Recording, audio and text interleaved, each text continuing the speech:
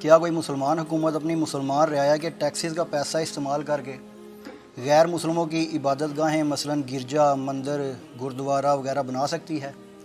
اسی طرح مسلمانوں کے مال سے مزارات اور درگاہیں بنانا کہاں تک درست ہے؟ بڑا مشکل ٹاپک ہے جی، اس کو ہاتھ ڈالنا جو ہے نا وہ 440 وولٹ کو ہاتھ ڈالنا ہے، یہ اتنا آسان معاملہ نہیں ہے اس ٹاپک کو ایڈریس کرنا۔ ظاہر ہے اس وقت سب کانٹیننٹ کے مسلمانوں کے لیے ٹرینڈ کے اوپر یہ ایشو چل رہا ہے، یہ جو کرتارپور راہداری کوریڈور گردوارہ پاکستان نے کنسٹرکٹ کیا ہے 14 ارب روپیہ لگا کے، مسلمانوں کے ٹیکسز کا پیسہ لگا کے۔ اس میں کوئی شک نہیں میرے بھائیوں کہ اسلام جو ہے وہ اقلیتوں کے حقوق کی حفاظت کرتا ہے، یعنی اسلام میں تو واضح طور پر سورۃ البقرہ کی آیت نمبر 256 آیت الکرسی سے اگلی آیت ہے، لا اکراہ فی الدین قد تبین الرشد من الغی، دین قبول کرنے کے معاملے میں کوئی جبر نہیں ہے۔ اللہ تعالیٰ نے ہدایت کو گمراہی سے الگ کر دیا، جس کی مرضی ہے ہدایت کا راستہ اختیار کرے، جس کی مرضی ہے گمراہی کا راستہ اختیار کرے۔ یعنی زبردستی تلوار کے زور پہ آپ کسی کو کلمہ نہیں پڑھوا سکتے، اس کی مرضی قبول کرے، اس کی مرضی نہ قبول کرے۔ اچھا، اس آیت کو مسلمانوں نے بھی مس یوز کیا، انہوں نے کہا جی دین میں کوئی جبر تو ہے ہی نہیں ہے، مراد یہ کہ کوئی خاوند اپنی بیوی کو پردے کا نہ کہے، کوئی بیوی اپنے خاوند کو داڑھی رکھنے کا، نماز پڑھنے کا نہ کہے، کوئی باپ اپنی اولاد کو نماز پڑھنے کے نہ کہے، کیونکہ دین میں کوئی جبر نہیں ہے۔ یہ مطلب اس کا ہے نہیں تھا، یہ تو کافروں کے اعتبار سے بات ہو رہی تھی۔ ود ان ریلیجن جب آپ نے کلمہ پڑھا ہے لا الہ الا اللہ محمد رسول اللہ صلی اللہ علیہ وآلہ وسلم، تو آپ پہ پابندیاں لاگو ہو گئی ہیں۔ یہ تو اسی طریقے سے ہے کہ کوئی شخص کہتا ہے میں پاکستانی فوج میں ملازمت تو کروں گا لیکن وردی نہیں فوج کی پہنوں گا، تو ایک دن بھی وہ ملازمت نہیں وہاں پہ کر سکتا۔ تو اسلام بھی چند حدود اور قیود کا نام ہے، وہ مسلمان نے اسے پریکٹس کرنا ہے۔ جیسے مسلم شریف میں حدیث ہے 246، آپ صلی اللہ علیہ وآلہ وسلم نے فرمایا بندے کے کفر اور اسلام، شرک اور ایمان کے درمیان فرق نماز ہے۔ اب کوئی شخص کہتا ہے مسلمان تو ہوں لیکن اسلام میں کوئی جبر نہیں جی، نماز پڑھنا کوئی ضروری نہیں ہے، تو ایسے تو نہیں ہوگا۔ تو یہ ہے تھی کافروں کے اعتبار سے کہ انہیں گن پوائنٹ کے اوپر تلوار کے زور پہ آپ کلمہ نہیں پڑھوا سکتے۔ اللہ نے حق اور باطل کا راستہ الگ کر دیا ہے، جس کی مرضی حق کا راستہ اختیار کرے، جو باطل کا راستہ اختیار کرنا چاہتا ہے خود ہی جہنم میں جانا چاہتا ہے، ضرور جائے، اللہ تعالیٰ کو اس حوالے سے کسی کی پرواہ نہیں ہے۔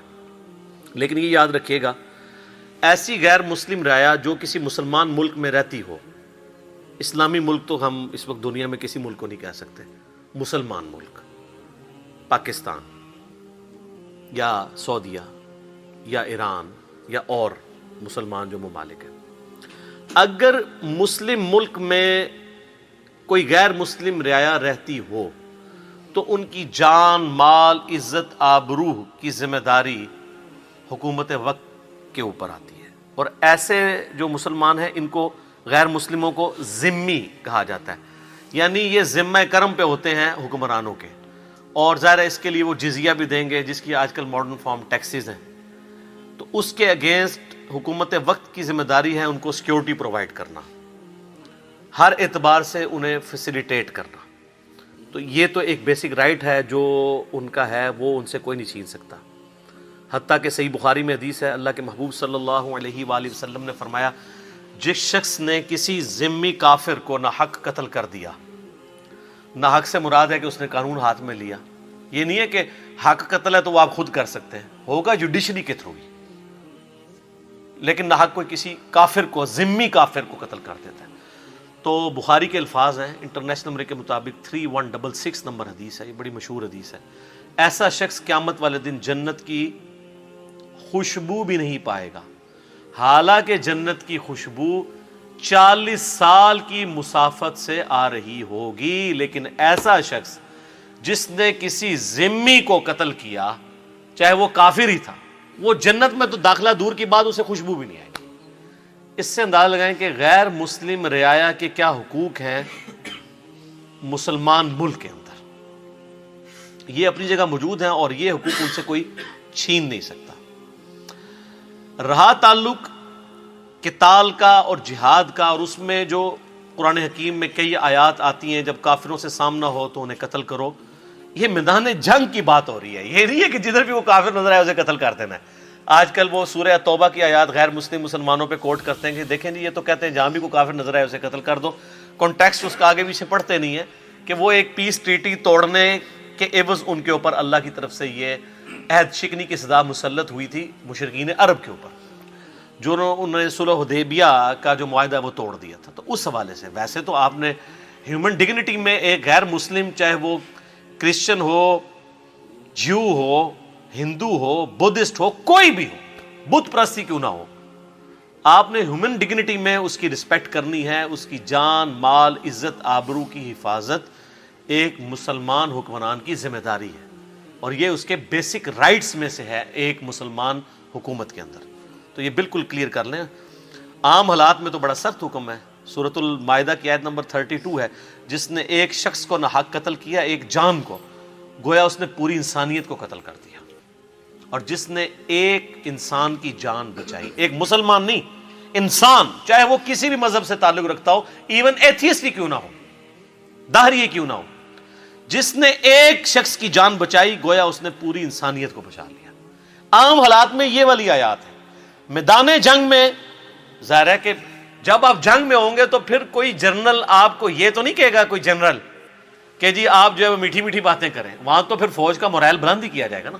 عام حالات کے جو آیات اور احادیث اور ہے اور میدان جنگ کی اور ہے، ان دونوں کو مکس نہیں کرنا چاہیے. ٹھیک ہو گیا؟ اب آ جائیں میرے بھائیوں اس بات کی طرف کہ یہ جو کافروں کی عبادت گاہیں ہیں، چاہے وہ گرجے ہوں، کلیسا ہوں، معبد ہوں، گردوارے ہوں، یہ سب کی سب عبادت گاہیں، ان کی رسپیکٹ بھی مسلمانوں پر فرض ہے، جس طرح مسجد کی ہے. ان کی توہین نہیں کر سکتے، ان کو آپ توڑ نہیں سکتے، سوائے ایک ایکسیپشن کے کہ جو عرب کی سرزمین ہے وہ مسلمانوں کا کینٹ ایریا اللہ نے ڈکلیئر کیا کہ وہاں پہ کوئی معبد نہیں ہوگا حرمین کے علاقے میں، اور وہ نبی علیہ السلام نے اور خلفائے راشدین نے اپنے زمانے میں توڑوائے. یہ نہیں ہے کہ پوری دنیا کے توڑوائے. اس کے بعد جب رومن اور پرشین امپائر مسلمانوں کے قدموں میں ڈھیر ہوئی ہیں تو آپ کوئی ضعیف روایت بھی نہیں دکھا سکتے کہ خلفائے راشدین نے کبھی کوئی گرجا توڑا ہو، کوئی مندر توڑا ہو، کوئی گردوارے تو خیر اس ٹائم ہے نہیں تھے، یہ تو سب سے لیٹسٹ مذہب ہے، سکھزم ہے جو، یا کوئی کلیسا توڑوایا ہو یا کوئی ٹیمپل توڑوایا ہو. الٹا انٹرنیشنل سٹی ڈکلیئر کر دیا یروشلم کو. عیسائی تو وہاں یہودیوں کو گھسنے نہیں دیتے تھے، وہ سمجھتے تھے یہ حضرت عیسیٰ علیہ السلام کے قاتل ہیں. سب سے پہلے سیدنا عمر نے جب یہ ابو عبیدہ ابن جرح کے ذریعے جو ہے وہ شام فتح ہوا ہے تو اسے انٹرنیشنل سٹی ڈکلیئر کیا ہے کہ یہاں پہ یہودی، عیسائی، مسلمان سب آئیں گے، البتہ آباد ہونے کی اجازت صرف مسلمانوں کو ہوگی. ظاہر مسلمانوں کی حکومت تھی اور مسلمان ظاہر ایک اس کے ساتھ عقیدت بھی وابستہ ہے، لیکن یہودیوں کو آلموسٹ آپ سمجھ لیں کہ 500 سال تک انٹر نہیں ہونے دیا عیسائیوں نے. ٹائٹس نے حملہ کیا تھا نا 70 عیسوی میں، اور 571 عیسوی میں نبی اسلام پیدا ہوئے. اس کے بعد بھی آپ کی وفات کے بعد جا کے کہیں یعنی فتح ہوا. آلموسٹ آپ سمجھ لیں 600 سال تک یہودی وہاں انٹر نہیں ہو سکے. یہ سیدنا عمر نے پھر ایک ریٹن ایگریمنٹ کے تحت اس کو انٹرنیشنل سٹی ڈکلیئر کیا کہ یہاں پہ وہ آ سکتے ہیں، ان کے لیے متبرک جگہ ہے، نہیں توڑوایا. مسجد اقصیٰ جو ہے وہ ان کے یروشلم میں جو عبادت کے مقامات ہیں ان کو توڑوا کے بھی بنوائی جا سکتی تھی، علیحدہ سے بنوائی، نہیں اس کو توڑوایا. تو یعنی ان چیزوں کی حفاظت جو ہے وہ اللہ تعالیٰ نے خلفائے راشدین کے ذریعے کروائی ہے، نہ کہ ان کو توڑوایا. کینٹ ایریا کا معاملہ ڈیفرنٹ ہے، اس پہ کوئی اعتراض نہیں کر سکتا. آج کسی مسلمان کو اجازت ہوگی کہ وہ ویٹیکن سٹی میں جا کے کوئی مسجد بنا دے؟ وہ کہیں گے جی آپ ہم سے اٹلی میں اور جگہ لے لیں، ویٹیکن میں ضروری آپ نے بنانا ہے، یہ تو ہمارا کینٹ ایریا ہے. تو سر اسی طریقے سے حرمین ہمارا کینٹ ایریا ہے، اس میں ہم کسی کو معبد بنانے کی یا کوئی کلیسا بنانے کی یا مندر بنانے کی، بت پرستی کا اڈا کھولنے کی اجازت تو نہیں دے سکتے. باقی آپ نے جہاں کرنا ہے وہ آپ کرتے رہیں. حتیٰ کہ سورہ الحج کی آیت نمبر 40 میں اللہ تعالیٰ نے فرمایا کہ اگر اللہ تعالیٰ بعض لوگوں کو بعض سے نہ ٹکراتا جنگوں کے ذریعے تو دنیا میں کوئی بھی گرجا، کوئی معبد خانہ، کوئی ٹیمپل یہ باقی نہ بچتا، نہ کوئی مسجد، جو کہ یہ وہ جگہ ہیں جو کہ اللہ کے ذکر کے لیے بنائی جاتی ہیں. اللہ تعالیٰ نے ان ساری چیزوں کا ذکر کیا کہ گاڈ تو سب کا پیچھے ایک ہی ہے نا، کلیسا کے لیے بھی، ٹیمپلز کے لیے بھی، اور اللہ تعالیٰ نے یعنی جو غیر مسلموں کے عبادت خانے تھے انکلوڈ کیا مساجد کو بھی بیچ میں کہ یہ اللہ کی عبادت کے لیے بنائے گئے تھے. بیچ میں اب جو کچھ شرک ہو رہا ہے وہ تو کرنے والوں کی غلطی ہے نا. نماز میں تو سارے ایاک نعبد و ایاک نستعین نہیں پڑھ رہے ہیں نا مسلمان بھی. باہر نکل کے بے شک بابوں کو پکاریں یا کسی قبر پہ چلے جائیں, نماز میں تو سارے عبادت تو اللہ ہی کی کر رہے ہوتے ہیں. اس طرح غیر مسلم بھی, آپ ہندوؤں سے پوچھنے وہ کہیں گے اوپر بھگوان تو ایک ہی ہے. آپ کرسچنس کے پاس چلے جائیں وہ بھی یہی کہیں گے گاڈ ہے. جوز بھی, آج کے جوز تو ویسے ہی مشرک نہیں ہیں, موحد ہیں. اور سکھ بھی آپ دیکھ لیں وہ بھی ایک گاڈ میں بلیو کرنے والے ہیں, ان میں کوئی اور چھوٹے دیوتا بت پرستی یہ والی چیزیں اس طرح نہیں ہے کہ وہ ان بتوں کے آگے جھکنے کو جائز سمجھتے ہوں. تو جو ہندو جھک بھی رہے ہیں وہ بھی ایک خدا میں بلیو کرنے والے ہیں. تو اللہ تعالیٰ نے سورہ الحج کی آیت نمبر 40 میں فرمایا کہ جہاد اور قتال کی یہ برکت ہے کہ اللہ تعالیٰ بعض کو بعض سے ٹکرواتا ہے تاکہ جو اللہ کی عبادت کے لیے جو جگہیں معبد خانے بنائے گئے ہیں, عبادت کی جگہ بنائی گئی ہیں, ان کی سیفٹی اس میں ہے کہ ان کے ذریعے قتال کے ذریعے اللہ تعالیٰ ان کی حفاظت کرواتا ہے. اور مسلمان اس کی نمائندہ مثال ہیں. جس طریقے سے پرسیکیوٹ کیا ہے رومن امپائر نے جیوز کو, یہودیوں کو, عیسائی ہونے کے سبب, تو یہ مسلمان اگر رومن امپائر پہ مسلط نہ ہوتے تو ان کی پرسیکیوشن تو آج تک جاری رہتی. تو مسلمانوں کی وجہ سے ان کو آزادی ملی ہے اور یروشلم جو ہے وہ اس میں ان کو دوبارہ داخلہ نصیب ہوا ہے. لہٰذا مسلمان جو ہیں وہ ان چیزوں کو, معبد خانوں کو توڑواتے نہیں ہیں بلکہ غیر مسلم رعایا کو سیکیورٹی اس حوالے سے پرووائڈ کرتے ہیں. اب یہ جو کچھ ہوا ہے کرتارپور کے اندر, دیکھیں اس کے اوپر تو ایز اے نیشن, پوری نیشن کی ایک سمجھ لیں ریزرویشن ہے. چاہے کوئی اس کو ڈر کے اظہار کرے یا نہ کرے, اندر خانے آپ کسی سے بھی پوچھیں, اس وقت پاکستانی نیشن اس معاملے میں اس حوالے سے ناراض ہے کہ مسلمانوں کے ٹیکسوں کا پیسہ جو مسلمانوں سے کلیکٹ ہوا ہے 14 ارب روپیہ, وہ آپ نے ایک غیر مسلم عبادت خانہ بنانے پہ لگا دیا. اسلام یہ تو کہتا ہے کہ غیر مسلموں کے عبادت خانے توڑے نہ جائیں, ان کی تعمیر میں رکاوٹ نہ بنے, لیکن یہ نہیں کہتا کہ ایک مسلمان حکومت مسلمانوں کا پیسہ مندر بنانے میں, اور وہ تو اناؤنسمنٹ کی ہے ہمارے فارم منسٹر نے جی 400 مندروں کو بھی ہم رینوویٹ کر رہے ہیں, مسجد کسی کا بھی نام نہیں لیا انہوں نے. تو میرا ایک معصومانہ سوال ہے کہ اسلام آباد میں صرف ایک شاہ فیصل مسجد آپ نے بنوائی ہے, جو بھی آپ کو وہ بھی نہیں توفیق ہوئی, وہ بھی سعودیہ نے پیسہ دیا ہے, ورنہ اس مسجد کا نام تھا قومی جامعہ مسجد. وہ چونکہ عرب سے پیسہ آیا تو اس کا نام رکھ دیا گیا شاہ فیصل مسجد. ایک مسجد اسلام آباد میں حکومت نے نہیں بنوائی. پلاٹ ضرور دیے ہیں, مسجد تو لوگوں نے خود بنائی ہیں. بریلوی, دیوبندی, اہل حدیث, شیعہ سے آپ جا کے پوچھ لیں, کوئی ایک مسجد انگلی رکھے ہے کہ حکومت ہم نے یہ مسجد ہم نے بنوائی ہے. اور دوسری طرف صرف 5000 سکھ خاندان ہیں, ان کا آپ 100 سال کا بھی ٹیکسز کا پیسہ اور جزیہ جمع کریں تب بھی 14 ارب روپیہ نہیں بنتا. آپ کیا سمجھتے ہیں 14 ارب کتنی رقم ہے؟ اگر 1 لاکھ آپ روزانہ کا خرچ کریں تو 25 سے 30 سال چاہیے 1 ارب کو ختم کرنے کے لیے. یہ جا کے گھر گن لیں, 1 لاکھ روز کا, مہینے کا نہیں. اب وہ جناب وہ سلائیڈیں چلا رہے ہیں جی, وہ جی ہم نے $20 قیمت رکھی ہے, 5000 لوگ روزانہ آئیں گے, اور اس کو ٹورزم کا نام دے رہے ہیں. ٹورزم کریں, ہمیں تو اس میں کوئی حرج نہیں تھا. ہم یہ کہتے ہیں کہ آپ کفر و شرک کے اڈے کیوں بات کر رہے ہیں, اور ہم یہ درباروں پہ بھی یہی کہیں گے. مسلم شریف میں حدیث ہے, نبی علیہ السلام نے منع فرمایا ہے قبروں کو پکا کرنے سے, قبروں پر عمارت بنانے سے, اور قبروں پر بیٹھنے سے. لائیو بیٹھنا بھی بے حرمتی ہے, اور اس پہ مجاور بن کے بیٹھنا بھی منع ہے. اور یہ معذرت کے ساتھ محکمہ اوقاف جو ہے یہ دربار بنا کے اس کو بھی انکم کا ذریعہ انہوں نے بنایا ہوا ہے, جہاں پہ غیر شرعی افعال ہو رہے ہیں. دربار پھر کہتے ہیں جی وہ سنت طریقہ دربار پہ جانے کا بتائیں. دربار بنانا ہی غلط ہے.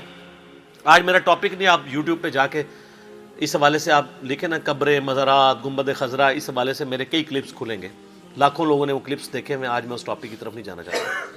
لیکن یہ گردوارے بنوانا, مندروں کو رینوویٹ کرنا, دوسری طرف مسلمانوں کی یہ حالت ہے. اب میرا ایک معصومانہ سوال ہے کہ اس وقت جو کشمیر میں 9 لاکھ فوج لگائی ہوئی ہے ظالم انڈین آرمی نے, اس میں سے 2 لاکھ سکھ ہیں. تو یہ گردوارے کے افتتاح کے بعد تو انہوں نے بیلٹیں اتار کے تو انڈین گورنمنٹ کے حوالے کر دی ہوں گی نا کہ جی پاکستانی گورنمنٹ نے ہمارا اتنا ساتھ دیا ہے تو ہم یہ 2 لاکھ لوگ جو ہیں وہ ابھی نوکری سے ریزائن کرتے ہیں, ہم بھی پاکستان شفٹ ہونے لگے. کوئی آئی ہے خبر؟ الٹا وہ پوسٹیں بنائی ہوئی ہیں جی, روز کے $20 بنے, مہینے کے اتنے, سال کے اتنے, 5000 بندہ آئے گا, اور ادو آئے گا ویکھا جائے گا 5000 روز دا. 5000 روز ہے, یہ تھوڑی ایویں پرسیپشن ہی غلط ہے. ایڈے ویلے نہیں بیٹھے کو ارباں نہیں ہے کہ 5000 روز دے آن گے. وہ مکہ مدینہ ہی ہے جدھر اتنے لوگ جانے کے لیے تیار ہوتے ہیں سال بعد, اور سال بعد جو آمدن ہونی تھی وہ فری رکھ دی ہوئی ہے, انٹری وہ فری ہے, اور باقی بھی سارے انڈیا کے تھرو آ رہے ہیں. انڈین اکانومی کو ضرور زیادہ فائدہ ہوگا, ہمیں بھی تھوڑا بہت ہوئے گا, لیکن سر یہ 14 ارب آپ جب پورا کریں گے تو پتہ چلے گا یہ 14 ارب پورا کب ہوگا جو آپ نے لگا دیا ہے. ویسے تو آپ بے شک کیلکولیشن کرتے ہیں لیکن پریکٹیکل گراؤنڈ ریئلٹیز اس سے بالکل ڈفرینٹ ہے. تو شرعی مسئلہ اگر آپ پوچھیں, جذباتی ڈاکٹرائن کو رکھیں سائڈ پہ. آپ نے اللہ کو جان دینی ہے, میں نے بھی اللہ کو جان دینی ہے, لیکن وہ افریدی صاحب والی اللہ کو جان نہیں دینی جھوٹی قسم دی, یعنی وہ سلوگن کے طور پہ. صحیح والی اللہ کو جو جان دینی ہے. تو کسی بھی مسلمان سے پوچھیں, چاہے وہ جتنا بھی گیا گزرا ہے, اس سے پوچھیں کیا مسلمانوں کے ٹیکسز کا پیسہ مسلمان حکومت شرک کے اڈے بنانے کے اوپر, کافروں کی عبادت گاہیں بنانے کے اوپر لگا سکتی ہے؟ تو کہے گا نہیں لگا سکتی. لیکن سارے گونگے بنے ہوئے ہیں. ہمارے وہ جو وفاقی وزیر ہیں اس کے مذہبی امور کے, وہ وہاں ماشاء اللہ قادری صاحب تقریریں بھی کر رہے ہیں جا کے. ان کی تقریروں نے کرائی اس لیے کہ ایک داڑھی پگڑی سے آپ کو سب کو دھوکہ دے دیا جائے. وہ تو مسلم شریف میں حدیث ہے نا کہ اللہ تعالیٰ تمہاری شکلوں اور مال کو نہیں دیکھتا, دلوں اور اعمال کو دیکھتا ہے. یہ شکلوں سے دھوکے تو آپ پبلک کو دے سکتے ہیں نا. یہ تو جو کچھ جن لوگوں نے کیا یہ اللہ تعالیٰ کے حضور اس کا جواب دیں گے. ٹھیک ہے نا جی. تو چاہے یہ بات کسی کو بری لگے, چاہے اس کو وہ جتنی مرضی کھینچ تان کے کرنے کی کوشش کرے, نہیں جی آپ وہ بات سمجھیں, اس وقت ہم نے انڈیا کو یہ کرنا ہے, فلاں کو یہ کرنا ہے.